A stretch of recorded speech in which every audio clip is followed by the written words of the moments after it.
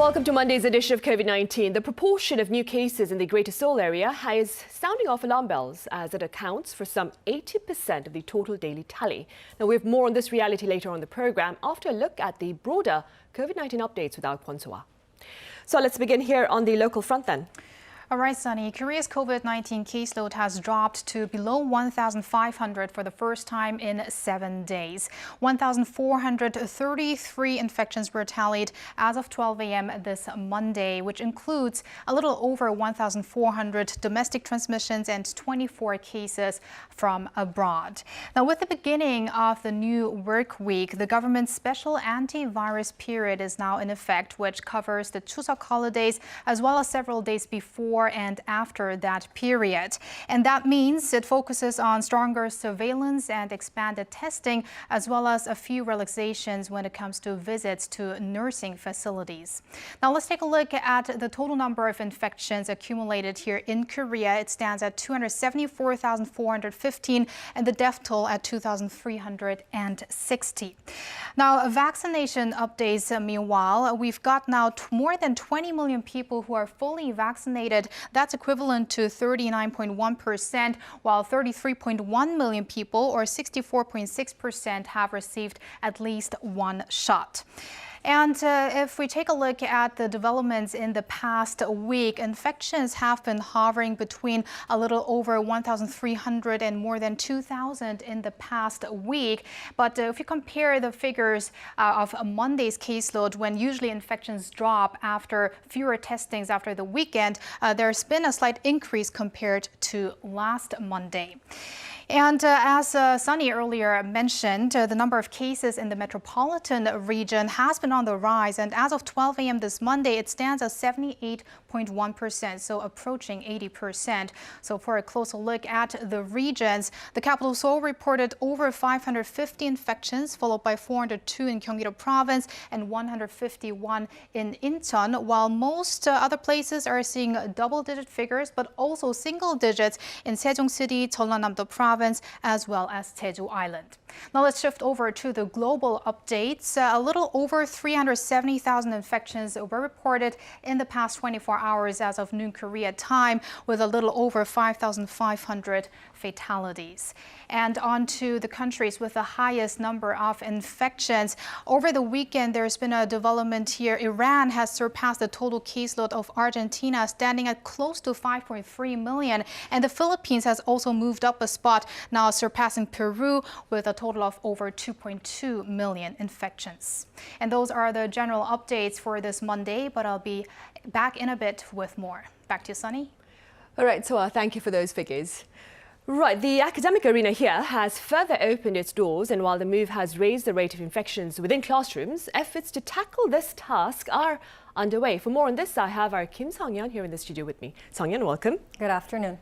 Right, so in-person classes were widely expanded last Monday, Sung-yeon. Right, so last Monday, more Korean students, they returned to school as the attendance caps for elementary, middle, and high schools were eased despite the extension of tough social distancing measures. But the start of this has coincided with more infections breaking out at schools, raising much concern indeed. The Education Ministry decided to expand in-person classes nationwide last Monday, citing the need to resume face-to-face interactions and the relatively safe environment at schools.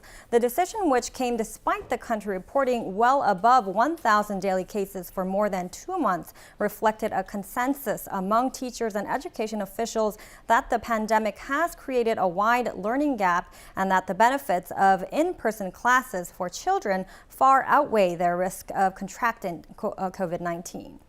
Right, and speaking of infections, though, there has nonetheless been a worrying rise in COVID-19 cases among students. That's correct, Sunny. Concerns are rising among the students as well as the parents as the coronavirus is spreading rapidly in schools. Now, this has prompted some schools to revert back to online classes once again. So looking closer, a total of 26 infections have been linked to an elementary school in the city of Seogwipo on Jeju Island. The first reported case was confirmed last Tuesday, the 7th of of September, and a nearby middle school was also affected by the outbreak.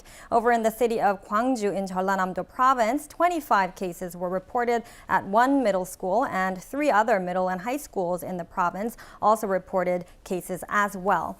Meanwhile, all students, excluding high school seniors in Gwangyang, also in the same province, switched back to remote learning starting last Monday after a cluster infection broke out in a middle school in the city. A total of 23 students and 8 family members were infected at the school as of Wednesday, and the transmission route of the first infected student still remains unknown. What's notable is that an average of 177 students per day have been infected with the coronavirus from September 2nd to the 8th, which is the second highest weekly tally since the pandemic began. Right. So, Song-yeon, what appears to be fueling the transmissions at schools? Well, there seems to be a number of reasons, including a sense of pandemic fatigue overall among students and school authorities, as well as a lenient set of precautionary measures held by different schools. Now, one middle school teacher in Daejeon was reported as saying that the students appear to be more relaxed with the resumption of more in-person classes. And in the case of the middle school in Gwangyang, where more than 30 cases were reported, early indications point to the school having a lax set of prevention rules. CCTV footage from the school appeared to show students roaming in groups from one classroom to another with no regard for social distancing. Experts say many of these infections originated from households rather than schools before being passed on to other children in the classrooms, which is the factor that is difficult to bring under control. Right, so most of these infections began at home then. That's Now, right. meanwhile, Song-yeon, what is the latest with regard to inoculations for those aged 12 to 17 here in the country? That's right. So authorities, they met Sunday to discuss this issue in more detail, as the Korean government is currently in favor of approving vaccinations for those between the ages of 12 and 17. Education Minister Yoon Hye met with KDCA Commissioner Chung Eun-kyung at a virtual meeting Sunday to share their views on the COVID-19 outbreak at schools, as well as the issue of vaccines for children aged 12 to 17. The Education Ministry announced that discussions on the matter are now taking place, and further details will be announced in the near future. Countries like the U.S. and Israel, as well as several European nations, have already been vaccinating children in this age group. The U.S. in particular started giving out shots to those above 12 in May, and more than 50% have so far been vaccinated. 50% of 12 to 17-year-olds now have at least their first shot. 50% of adolescents. This is critical progress as millions of kids head back to school. And in fact, the vaccination rate among adolescents is growing faster than any other age group. In the meantime, Vice Education Minister Jung Jong-chol said in an online briefing September 2nd that the WHO and other major countries are also reviewing the effectiveness and safety of vaccinations for those in this age bracket. All right, Song-yeon, as always then, thank you for that coverage. The pleasure is mine. Right, starting today, that is Monday, instead of carrying live the regular afternoon briefing on the local COVID-19 situation, we share with you daily words by authorities here on the latest pandemic-related events. And for that, I have our Kwon So back at the desk. So, Hi again, Sunny. right, so what do you have for us on this Monday then? Well, we're going to look at some remarks made by the Health Minister on Sunday. So according to Health Minister Kwon Deok-chol on Sunday, prior to a pan-governmental meeting during which the emphasis was the nation's current prevention measures as well as preparations for the Chuseok holidays. Let's take a listen. 우리는 코로나19 To battle the fourth wave of COVID-19, the country is under tough social distancing measures that have been extended for 4 more weeks, following a 2-month period, and that includes the Chuseok holidays. With only a week left to go until the holidays, we can't help but be concerned over a spread of the virus from the capital area to other regions, as we saw during the summer vacation period. To avoid that scenario, Kwon went on to say that preparations for the mass movement of people have been made since last week, with more temporary COVID-19 test centers being set up at major train stations, bus terminals, and highway rest areas, and citizens being asked to get themselves tested before and after their trips. Beginning this Monday, in-person visits to nursing homes and hospitals will be allowed for a span of 2 weeks. regardless of the level of social distancing. Face-to-face meetings, however, will only be permitted if the resident and the visitor are both fully vaccinated. So what about expanded gatherings of up to 8 family members within household settings? Are these gatherings also allowed to take place for 2 weeks? Good that you asked. Well, that measure will be in effect for a week, so from the 17th until the 23rd, and also only when including at least 4 fully vaccinated family members. Here's more by the health minister. 추석 명절이 시작되는 이번 주 금요일부터 Beginning this Friday, when the Chuseok holiday period begins, family gatherings of up to 8 people will become possible. Please understand this is a special exception being provided to families so that they can spend time together over the holidays while curbing the spread of the virus. Despite the inconveniences, we ask you to follow our prevention guidelines and make plans for a safe holiday. Again, this is just an exception to accommodate more families to get together for the traditional holidays, especially because many of them were not able to meet during some major holidays earlier this year during Lunar New Year holiday, as well as the Chuseok holiday last year. Right. So finally, I hear there have also been more words of reassurance with regard to the pace of our inoculation. Exactly, Sunny. And on that front, the Health Minister Kwon Deok-chol reassured the government's confidence in that it will reach its goal of this month. 지난 한 주간 백신 접종에 약 In the past week, around 5.4 million citizens have participated in our vaccine campaign. The government is aiming to inoculate 70% of the nation's population with at least 1 dose before the Chuseok holidays, and fully vaccinate 70% by October, as according to plan. And at the current pace, officials are hinting that it will be able to inoculate that 70% or 36 million people by the end of this week. And they also note, however, that being vaccinated with 1 jab when it comes to a 2-jab regimen that used to have an 80 to 90% efficacy before the 4th wave of the virus kicked in here in Korea, but that has now weakened after the emergence of the Delta variant. I see. So we have to remain on guard then. Of course. All right. So I'll see you on Tuesday. See you tomorrow. Right, up next, we turn our attention now to the latest pandemic news on the international front. And for this, I have our Ji Abby Lee here in the studio with me. Ji, welcome. Hello, Sunny. Let's start in the UK, where the government has abandoned its plans to introduce COVID passports in England. This is part of London's efforts to end some of its emergency powers that were enacted to curb the COVID-19 spread. Under the previous plan, English citizens would have had to use a passport to prove their vaccination status to enter some venues like nightclubs, for example. On Sunday, Health Minister Sajid Javid said he didn't anticipate further lockdowns and reiterated the COVID passports would not be introduced in England. During an interview with the BBC, Javid also said he wanted to end PCR tests for travelers as soon as possible. The top health minister went on to say verbatim, "I think it would be irresponsible for any health minister around the world to take everything off the table, but I just don't see how we get to another lockdown." Previously, British officials had suggested the passport plan would never become reality and that London was using the idea of passport to convince more people to get their shots. Come Tuesday, Prime Minister Boris Johnson will formally set out his plans to manage the crisis for the rest of the year. Experts say the British government will depend on vaccines and testing to protect public health as opposed to lockdowns and passports. Britain has one of the highest official COVID-19 death tolls in the world, but, and this is an important but, its vaccination rate is also high, with 80% of adults having received both shots. Right, and while people in England are in support of their government's efforts, I understand their counterparts in Brazil are voicing opposition against their current leadership. That's right, it's not going too well. Over the weekend, protesters gathered in Brazil's financial center of Sao Paulo to demand the impeachment of President Jair Bolsonaro. They are protesting against his handling of the pandemic. Now, as you can see in the video, the protesters were carrying Brazilian flags and signs with the slogan, "Bolsonaro out." The demonstrations took place days after Bolsonaro urged his sympathizers to mobilize against his perceived enemies in Congress and the courts on Independence Day last week. Former Health Minister Luiz Henrique Mandetta was among the protesters.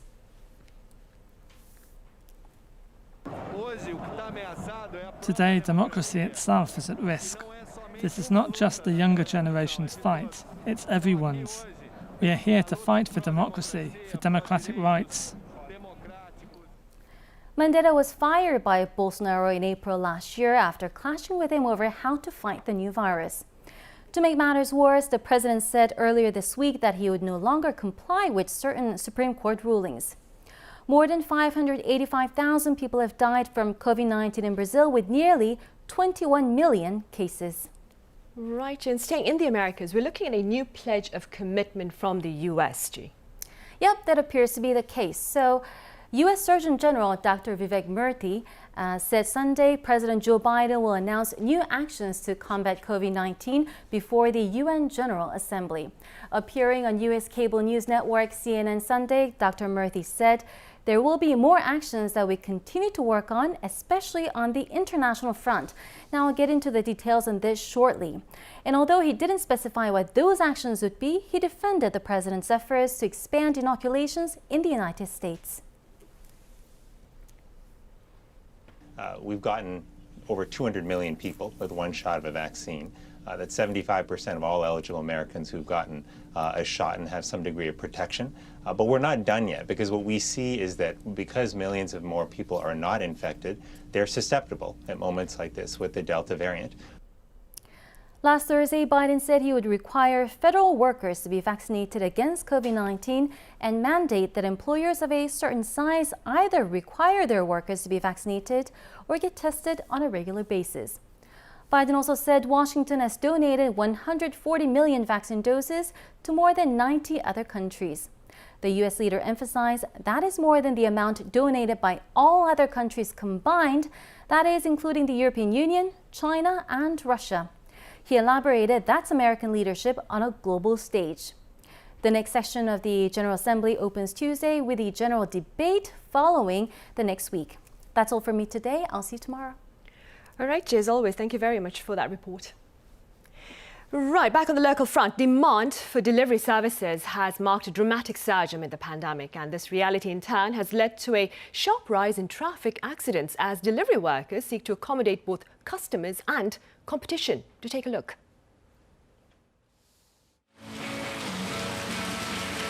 This is Paek Seung-han, who's been working as a delivery driver for more than 2 years now. His priority always is to make his food deliveries on time for hungry customers.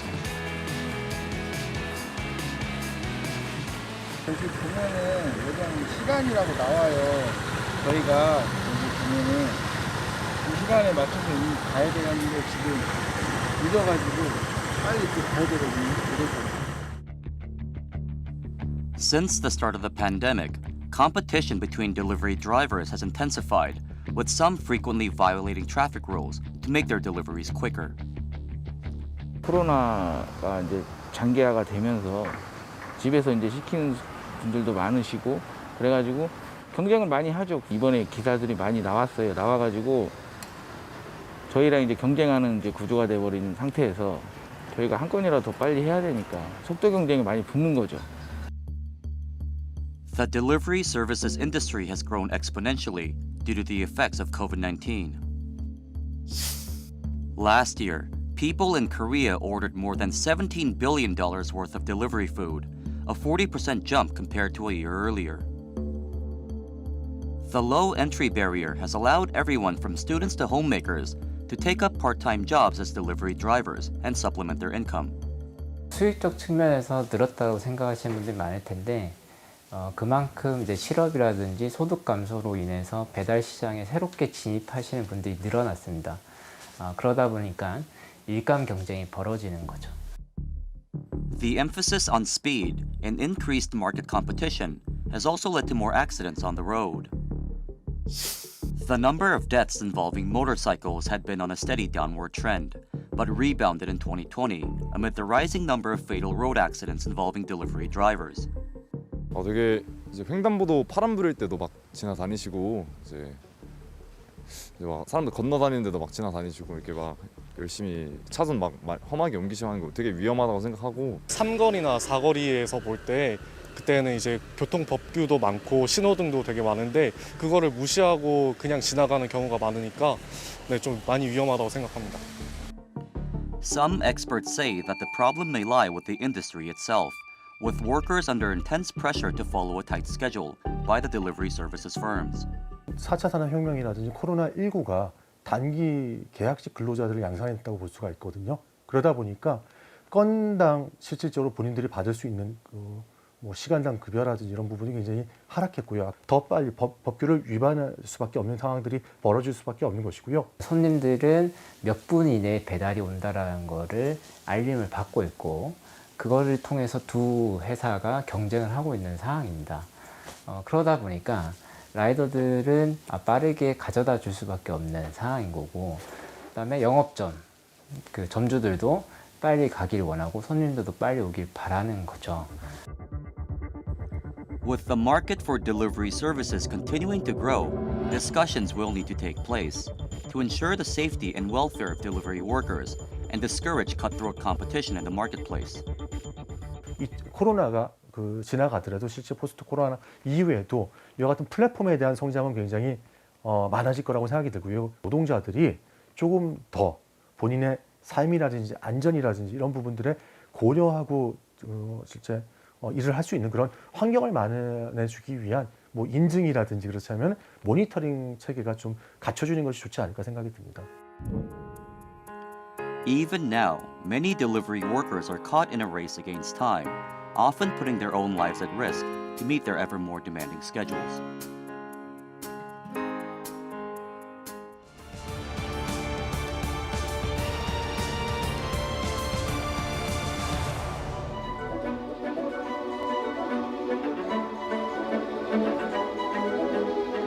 이 수도권은 비교적 안정세로 접어들었으나 수도권은 여전히 위기 상황입니다.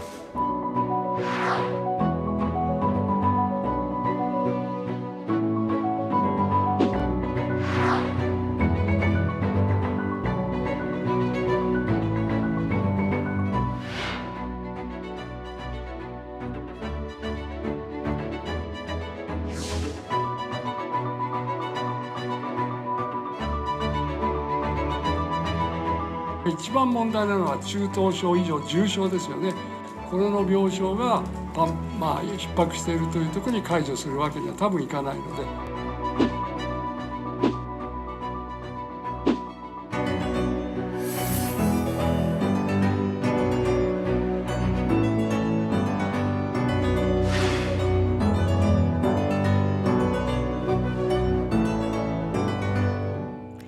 Infections here in this part of the world have been relatively moderate, but their prolonged persistence is raising questions about the effectiveness of current social restrictions, especially ahead of the upcoming Chuseok holiday. For more, I have Dr. David Kwak from Suncheon University Hospital. Welcome back, Dr. Kwak. Good afternoon. I also have Dr. Kim Seung-taek from Institute Pasteur Korea. Good to see you again, Dr. Kim. Good afternoon. Joining our session virtually is Professor Haruka Sakamoto at Keio University. Pleasure to have you with us, Professor Sakamoto. Hi, nice to meet you. Hi, thank you for inviting me today. Right, you're most welcome. Dr. Kwak, we'll start here in the studio then. How do you explain the growing proportion of cases here in the metropolitan region in recent days? Well, it's just following the statistical logics, meaning obviously metropolitan area is going to be much more crowded than the rest of the nation, but also it's going to be interconnected much heavily as well. So they have more means to come into exposure to other people than any other cities or parts of the nation. That means the chances for a person to be exposed does not equate linearly to the chances of virus spreading. Obviously, because when a person is able to spread to 2 other people, it's going to grow to 2 to 4, and then 4 to you take the calculation. So obviously the crowdedness has a huge impact on the spread of the virus, but on top of it, the control we're currently taking is not through the physical aspects of the virus, but rather we're making restrictions on timely manner. So we're restricting people not to meet after certain hours. We're limiting the numbers to a certain number of people after certain hours, rather than having this set on the geographical condition and physical conditions, such as confinement of the place and whether it's ventilatable and such. So I think we have to approach this more effectively, meaning we have to look at the physical aspects of it. For instance, we're not blocking anyone from taking the subway or a bus, for example, which would be less ventilated than any other places that are available. Also, in the commuting hours, it'll be heavily populated. So all these different factors, we have to sort of approach it with a better effectiveness, meaning we have to take into account whether or not we could ventilate certain places and will allow for the business to be contained in those areas. And that goes also in the same way towards school. So if we're worried about school students being infected, we need to start ventilating all those classrooms. So I think Metropolitan currently is showing very high proportionate of the numbers. It's just following the logics of the statistics. So it'll probably continue that way for a while unless we take a more effective approach to mitigating the virus, spread of the virus in the area. Right. And staying with that, Dr. Kim, then, do you expect a further surge in our daily tally following the Chuseok holiday? Well, actually, that's kind of an expectation based on our the experiences after some holidays, especially long holidays and the summer vacation. But I want to tell that the virus actually do not just follow holidays specifically. The virus is actually just follow people. So to many cases, I mean, probably just almost all the cases, human behavior actually determine how the virus is actually spreads out even after the long holiday. So for upcoming Chuseok holidays, our behavior would determine what would come afterwards. Right, so we should take caution then. Meanwhile, over in Japan, Professor Sakamoto, I hear Japan has fully inoculated 50% of its population. What more can you tell us about the COVID-19 situation over there? Okay, so we here in Japan have the rapid surge in the later July, which was an Olympic and Paralympic start, and then the government extended the state of emergency by the end of this month. But fortunately, the number of newly confirmed cases has been decreasing in this week. So we hopefully this trend will continue, which means the daily COVID-19 case continue decreasing. I see. Yes, but still in Tokyo areas, we have the daily number of cases more than 1,000, which is still high. Even we are under the decreasing trend, but still the number of the cases is still high. So yes, it's not, so that's why the government decided to extend the state of emergency by the end of this month. So yes, we are down a decreasing trend, but not enough. Right. Professor Sakamoto, Japan has also confirmed dozens of the Eta and Kappa variants, both of which have been designated as variants of interest by the WHO. How are authorities there responding to these findings? Yes, of course, the finding a new variant isn't a very concern here in Japan, but at the same time, now we have many COVID-19 cases, daily number of the COVID-19 cases in Tokyo, but majority of them are not new variants, which means yes, those new variants are detected at the quarantine at an airport, and then most of them are detected from the returnee of the Japanese people coming back from the other countries or travelers, and then we believe that those new variants are not really endemic in our community. I see.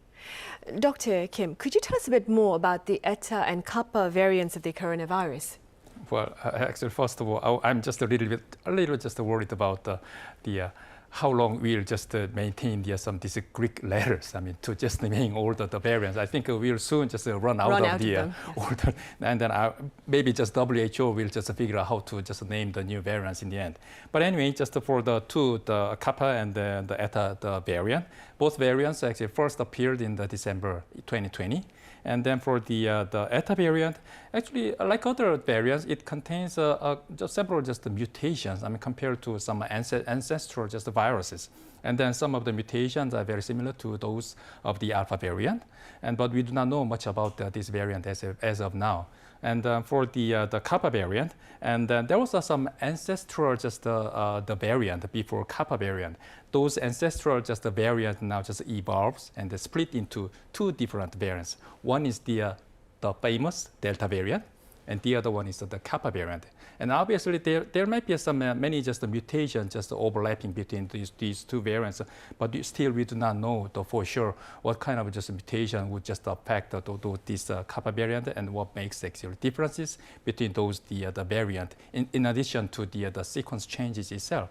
But anyway, for these two variants, I think that currently the most predominant variant is still the Delta. And I think it's still kind of at the moment is predominant as actually outcompetes all the variants in terms of circulating the viruses. So for now, I think the Delta, the predominance of Delta will continue for a while, but we will see because the viruses somehow they actually compete with each other. And then some virus, in this case, some specific variant, if it has some more fitness compared to other variants, it will outcompete other variants, and then it will predominate, like the D614G last year, and also the Delta variant as of now. Right. Dr. Kwak, in light of the opening of the academic arena, as my colleague mentioned earlier, the number of infections among students has noted an average of 177 cases per day. Is this a worrying figure? It is worrying just because the number is so high, but I want to point out that as it was reported earlier, the origin, the cause, the starting point of the spread is actually not from within the school, but it actually started from the households. Then it started spreading to within the school. Once again, that's a clear characteristic of any domestic infection. It spreads through any places. As Dr. Kim already mentioned, virus does not follow a situation. It just follows any of the tracks of contact and it goes to another person through that way.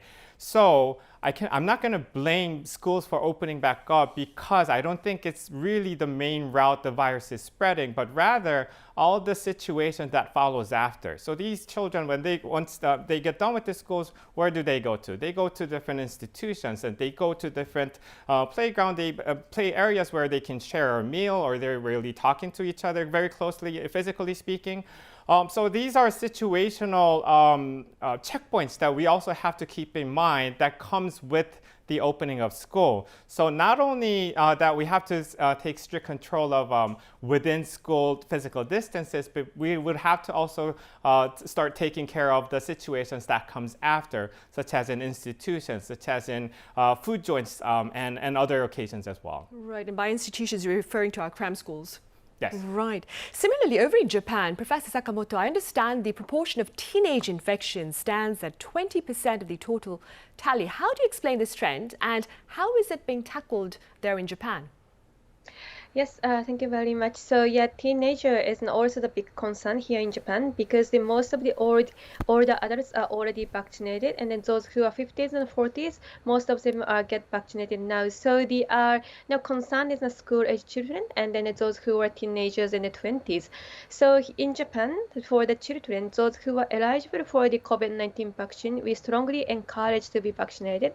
But at the same time, we also have a very strong concern about the school opening and then they keep school activities. So actually this is not government-wide countermeasures. Rather, it depends on each municipalities and local government based on the COVID-19 situation in each municipalities. Yes, but yes, and similar to the South Korean, yeah, in Japan, it's also the huge concern about how we prevent the spread of the COVID-19 among the teenagers. Right. Dr. Kim, Korea is soon poised to launch COVID-19 inoculations for those aged 12 to 17. Now, I believe their dosage is the same as that of adults. Is this not a cause for concern? I don't think so. I mean, based on some the clinical trials, the safety of such doses is already just warranted. But then there are some concerns, not real concern, but some precautions. And then there are some very rare report of some myocarditis and then pericarditis, which is about just inflammation in the heart muscle or just the tissue surrounding the heart. So, but this is just very, very well informed. And then as long as we are just very well informed and prepared, it would not cause much problem. And then currently, as all the vaccines for those groups are only just the mRNA-based the vaccine so far. Right. Professor Sakamoto, at the height of Japan's latest outbreak, there was much talk about the overwhelming burden on the medical arena and thus the adoption of at-home treatments for those with mild symptoms or those who are asymptomatic. What's the current situation like that? Yes, so the now situation isn't getting better, but looking back to the early September, yes, the hospital beds, especially for the intensive care unit or bed for the severe conditions, are occupied, and then the hospital cannot accept any more COVID-19 patients, those who are very high risk of the intensive care unit, such as the older people or those who are having an underlying condition. So the government, especially for the Tokyo metropolitan areas, government and then the governor of the Tokyo metropolitan areas asked for the healthcare facilities to increase the hospital beds and then also encourage the healthcare professionals to be engaged in the intensive care patient treatment. However, because the number of the patients are increasing so rapidly, it is almost impossible to increase the bed number at the same pace with the COVID-19 patient. So the government and then the healthcare facilities in Tokyo areas trying to do their best effort to increase the bed capacity, but still that was not enough. And then also the Tokyo areas and the Osaka areas, which also the highly endemic now recently, set up the kind of the center for the providing the oxygen for the COVID-19 patient. So and they are trying to make an effort, but because we have the larger number of the COVID-19 patients so rapidly, it is kind of very difficult to prepare for the hospital bed in a timely manner. Right. Meanwhile, Dr. Kwak, going back to the idea of at-home treatment options, now these options themselves are being explored, that is, here in the country. What are your words of advice with regard to at-home treatments for COVID-19? Right, good question, actually. Currently, I think we're having the daily cases numbers as we have right now because we're socially isolating people who are infected. If we start to allow, let's say, home treatments and maybe possibly make a loophole to where people can, without discernment, freely walk around, spreading to others, the possibility of it, I think creates a little bit of a danger because we are going to increase the chances of the virus spreading to others. Currently, the aspects of the home treatment being explored are only to people who are infected when they're little children or to guardians of those children. And also currently, I think they're thinking of possibly extending that to people who are living singly, meaning they're living by themselves. But I think it has to be approached with much more care and be more careful about that idea because there is going to be still chances that for those people to actually maybe make a mistake, maybe go step out of the bound and start spreading to others. We cannot handle that much of a danger currently. So to my knowledge, we're only allowing it from 30 to 100 people currently as an experiment sort of, but I don't think it's going to be anytime really soon that we're going to extend this to much more people. So that will have to be studied very deeply and further. Right. Meanwhile, Dr. Kim, what can you share with us about efforts on the treatment front for oral COVID-19 drugs? Well, the most advanced drug candidates is currently in the trial is the molnupiravir, which is being developed by the MSD and the Ridgeback Bio. And that one is actually the mechanism of action of the molnupiravir is very similar to that of the remdesivir. that everybody knows. So it somehow just inhibits the replication of the viral genome. And then that's the currently at the phase 3 clinical trials. And some other, there are some other drugs, like some Pfizer drugs and Roche drugs, and also some additional things that are also being tested in Korea as well. And I think if those drugs are developed successfully, it will somehow just fill the gap between just among the some vaccination. I mean, some people are actually try not to be vaccinated, and if they got actually infected, we might just need some the treatment option for those people, and even after some breakthrough just infection, we need some treatment option. So I think currently the development stages seems pretty promising, but as some people just argue, there might be some pricing issues because this is completely a new drug, so there may be still some patent issues. So according to just the last report, I think just molnupiravir is probably cost about $700 for twice a day and a 5-day regimen. But we have to actually compare the some pricing of the remdesivir last year. The remdesivir was actually $3,000 for 5-day or like the 10-day regimen. And then compared to remdesivir, this situation is better. And also remdesivir, actually efficacy was a little bit just controversial. Some clinical trial says, well, it's good. I mean, but it's not really just a super. I mean, it's not really excellent. I mean, it's marginally just better than the placebo groups. So that we will see, and then maybe I don't know whether just the old global pharma will take some alternative just approach to the some pricing strategy also. Right, pricing issues. Dr. Kwak, authorities have also pledged compensation for adverse events of special interest. What does this mean?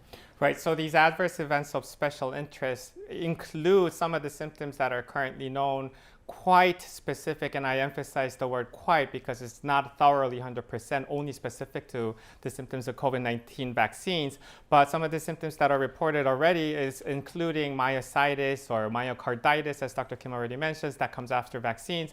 Also, mediastinitis is a sac that contains the heart muscle, so there can be an inflammation there. And Guillain-Barré syndrome, which is common to actually very regular vaccine regimens. And then there's the erythema multiforme, which is a very specific skin condition that may come after vaccination. So including these very specific symptoms, I think the government is going to start compensating whether or not it has been proved the causality from the vaccines, because these symptoms at least is currently being studied to be quite specific to the vaccine. So they could be quite sure that when giving compensation, these people would have had these symptoms most probably because of the vaccines. Right, and staying with compensation, Professor Sakamoto, what is the compensation framework for those suffering from post-inoculation conditions in Japan? Okay, yes, in Japan, before the COVID-19 start, I think it's probably the same in the South Korea. We have a kind of general compensation policy. So not only for limited to the COVID-19 vaccination, but also any kind of the medicine and vaccination. Those who suffer from the side effect of any kind of medicine and the vaccination. So under this policy, so the government and then the some healthcare authorities, if we decide that this kind of symptom is caused by the COVID-19 vaccination, in that case, they started to compensate for the patient. But I think discussion is still ongoing, and then some of the symptoms are, sometimes it's very difficult to prove the causalities. In that case, how to what degree to compensate by the government is still ongoing debate. Right, so it is an ongoing debate in Japan as well. Dr. Kim, come this week, Korea looks to have offered, that is, at least one dose of the COVID-19 vaccine to 70% of its population, but the rate of those fully vaccinated looks to stand at around 40%. Now, the last time you were here, you talked about the danger of having partially vaccinated people. What do you propose to bridge this gap? Well, I think for these people just who already got the first shot of vaccination, I believe they are still just very willing to be vaccinated. And then completing just the vaccination schedule is very important. And then one of the actually just a stimulus or like a stimulus for that kind of just a second completing vaccination is just informing the some very correct information, the benefit of the completing the vaccination. For example, I can just present one just the result. Probably I just talked just a little bit earlier, but then there was an article published in the New England Journal of Medicine, and then they actually compare the effect of sort of just positive effect of the first dose and the second dose of the vaccination of both Pfizer and the AstraZeneca vaccine against the Alpha variant and the Delta variant. For the Alpha variant, after first dose, the protection efficacy is about 50%, but after second dose, now just 90%. Against the Alpha variant? That's for the Alpha variant. And then for the Delta variant, after first dose, it's about 30%. But then after second dose, it's about 80%. Against the Delta variant? Exactly. So that there is some like a 50% of increase in terms of protection efficacy. So I believe that once the people just get this information, I think the people will just more willingly to get the second shot to complete the vaccination. Right, so the delivery of logical and practical information regarding the importance of vaccination may actually prompt the number of the second dose, of people who are getting the second dose. Right. All right, Dr. Kim, as always, thank you very much for your thoughts. Dr. Kwak here in the studio, thank you for being with us. And Professor Sakamoto over in Japan, thank you very much for your time and your thoughts. Thank you. Right, now do remember that authorities here have a special set of prevention measures in place starting today, that is September 13th, for 2 weeks to mark the upcoming Chuseok holiday. The gist of the guidelines is that a greater number of inoculated family members can gather within certain settings. Thank you for watching.